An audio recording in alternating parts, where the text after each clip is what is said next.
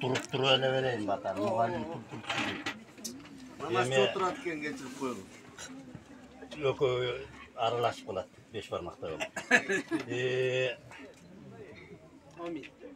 Kırgız Alatoğlu Akkalpak Kırgız elinin Karaçeçekey oğlu Manas atanın önlüğün tutup ağır birimiz taza jana tuura oyloylu Manasçılar okşop. Ağır birimiz taza jana tuura süylöylü. Jalpı barыбыз okşop. Jana ağır birimiz taza jana tuura işteyli. Adamды biriktirip turgan ушул 3 birlik бар. Taza süylü, taza oylu, jana taza iştөө. Biz barыбыз ошон tutumdan turabsa кейде булар өзгөрүп да кетет. Тамаша да башка. Ал эми чындыгында өзү бириктирип турат. Мына ушул Айкөл Манас атанын өрнөктүү өмүрү тутуп, ошону менен бирге ар бириңиздер көңүлүңөрдү көтөрүп, ар дайым тамаша сайлан азыркыдай каткырык менен өтсүн.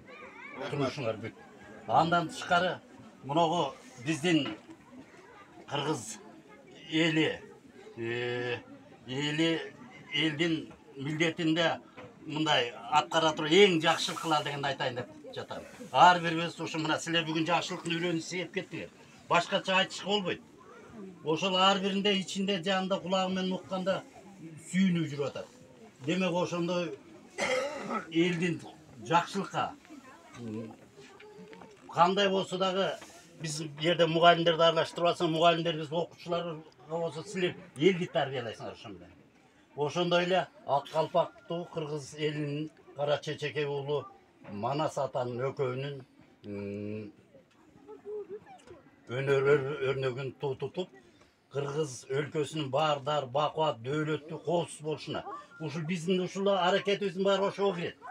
Мына ошону улам Кудай кут кылсын. Андан тышкары ошо кыргыз элине эң бөлүп көрсөтө турган башка касиет бар. Бул бөлүп көрсөтө турган касиет дүйнө таануусунун тереңдиги. Муну атайт жанагы биздеги бөлөк христиандыгы, буддан баарын салыштырып көрсөңөр, ошонун баарынан кыргыз дүйнө таануусу терең турат. Силер Манас айтып атканда баары ошого артта калып атсыңар. Мына ушул тереңдиги. Андан тышкары эң негизги нерсе Манас ата, ошо Манас атанын жанагы кыргыз элинин жок болбой, бар болуп жашашында.